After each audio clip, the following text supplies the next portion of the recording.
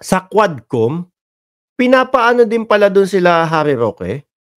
Ano po? Pinapapunta din pala dun sila Harry Roque? Paano po nasabi? Hence, the executive Wait lang po mga bossing. Kasi ngayon, pinag-show cause order si Harry Roque at si De La Serna, mga kababayan. Kala ko, kumbaga, diretsa lang yun dun eh. Pakinggan ho natin itong balita na ito. So, same thing ho ang gagawin natin, mga bossing. No? Ipe-play ho natin ito pero tatanggalin ko na dyan mismo sa video. Mapapakinggan na lang po natin. issued Okay? a show cause order against the executive assistant, former presidential spokesperson Harry Roque. The aide, Alberto de la Serna, and several others did not appear before the joint panel hearing in Pampanga. Roque was also absent, citing a Tama ako, di ba? Yan yung Quadcom din. O hindi? O ibang hearing lang yan. Kung ibang hearing, pasensya na po. Pero pinapa-attend sila dyan, mga kababayan. Joint hearing, pinapa-attend sila dyan. Wala na naman sila. Bakit ganun tong dalawa na to, no, mga kababayan? Nung unang mga hearing na pagpapatawag kay AR de la Serna, siya lang muna, hindi uma-attend. Siya lang ho muna yun, ha? Sabi ko, mukhang walang planong umattend, ha? Pero nagulat ho tayo, mga kababayan. Nung umattend po si Harry Roque, doon sa hearing sa Senado, siya ding litaw ni AR de la Serna. Di ho ba, mga kababayan? Yan, Quadcom din. Tama nga. Lumitaw din ho siya, mga kababayan. Di ba? Kasi mga ilang beses ho, pinapatawag si AR de la Serna. Hindi pa pinapatawag si Harry Roque nun. 2 beses yatang hindi sumipot si de la Serna. Sabi nga nako, pag ito hindi pa sumipot, talagang papaano na namin to. Kumbaga, papahagilap na namin ito. Sumipot ho, mga bossing.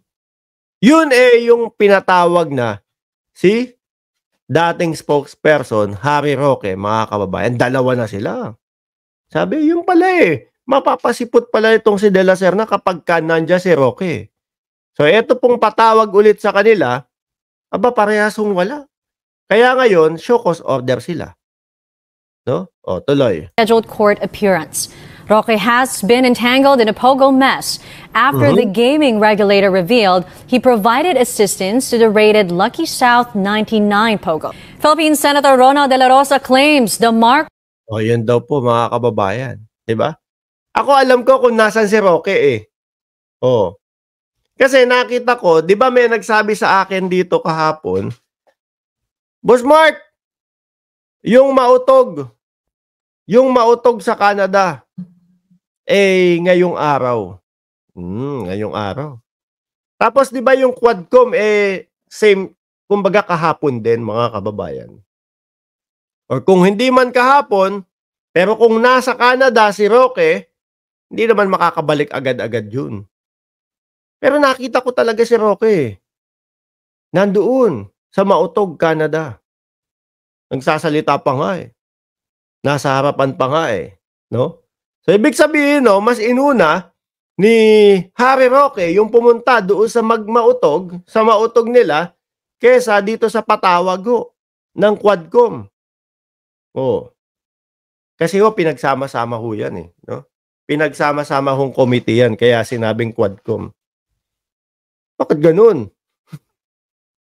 Mas importante yung mautog nila kaysa dito sa pagpapatawag, ano po? Nako, kailangan ipaliwanag yan, mga bossing. Kung nagkamali man ako ng tingin o nagkamali man ako na si Roque yung nakita ko, pero para si Roque talaga yung nakita ko na nandoon sa Mautog, Canada Kailangan maipaliwanag nilang maayos yan.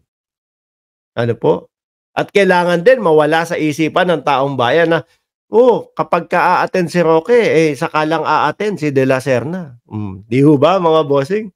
Para mapapaisip ka, ano ba to? Nag-uusap ba tong dalawa na to bago mag-attendan doon sa mga hearing-hearing na yan? Di ho ba? Sabi ni Ana Belye, buti pa may naniniwala pa sa kanilang mautog. Para ho sa akin, yung mautog nila, mga kababayan, alam na nila na kumbaga paunti ng paunti yung mga sumasama sa kanila, eh. Kaso ginagamit na lang nila 'yan, 'no, para doon sa kanilang pangangampanya, para ho doon sa kanilang pagtakbo bilang senador ho. 'Yan na lang ho ang nababasa ko diyan, kung bakit tuloy-tuloy po 'yan. Eh, baka itong mga kakarampot na mga boto na 'to, makatulong at maipanalo tayo. Pero yun na lang po. Sabi ni Pretty Boyus, proud Phil-Am. Si Roque ba, bading? Ay, hindi po. Matigas po yan. Matigas po si Harry Roque, mga kababayan. Ako po, ni sa talambuhay ko, hindi ko naisip na Becky, si Attorney Harry Roque. Mga boss. Lalo ho, nung nakita ko yung nasa bangka yan, nasa bangka, kasama si Ronnie Liang, doon ko po nakita yung pagiging maton ni Harry Roque. Kaya hindi po pumasok sa isipan ko na malambot po o Becky si Harry Roque. Ako po'y naniniwala na matigas yan. Lalo na nung sinabi niya, mga kababayan. Tignan natin. Ganun eh. Talagang medyo may angas yung mukha eh.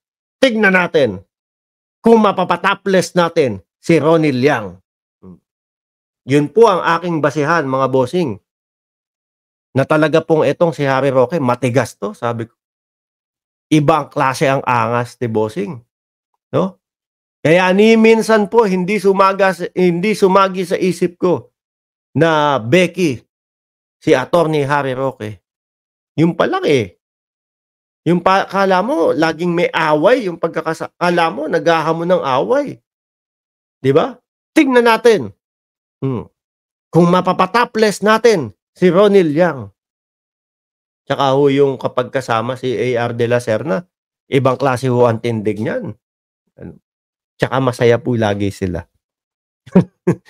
Kapag ho kasi mga bossing, napapansin ko, kapag ho sila de la Serna, sila Ronnie Liang, yung mga ganong katropa, yung mga tropa pips na kasama niya, iba ang ngiti, iba ang blush. Parang nilagyan ng blush on si Attorney Harry Roque sa saya. Pero kapag yung mga hearing na, pagka yung nasa mga mautog na, iba na ho ang itsura ni Roque. Kita mo na sa kanya yung stress, kita mo na at ramdam mo na sa kanya na hindi siya masaya.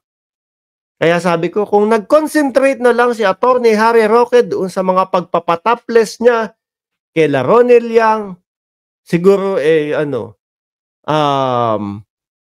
walang stress sa mukha, no? Kumbaga, bloom na bloom ang kanyang mukha. Di ho ba? Pero talagang nagtataka lang ho ako, mga kababayan. Nagtataka lang ho talaga ako, no? Nakapag-absent si Harry Roque, absent din po itong si A.R. de la Serna.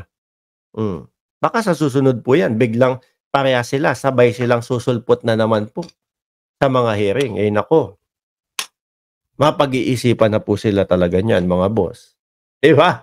Mga kababayan, kagaya nga po nung aking sinabi, ako'y magmamadali na po, no? Kami ilalabas naman po, mga bossing, Biyernes, no? Ibigay nyo na sa aming itong araw na ito, no? Para naman po mag-dinner sa labas, kumain ng steak. Sasabihin na naman nung mga OTAP supporters dyan, kakainin mo galing sa pera ng taong bayan. Sawa na po kami dyan sa mga comment na ganyan. Muli po mga kababayan, huwag niyo pong kalimutan mag-like, mag-share, and mag-subscribe dito po sa ating YouTube channel. Maraming salamat and God bless po sa ating lahat.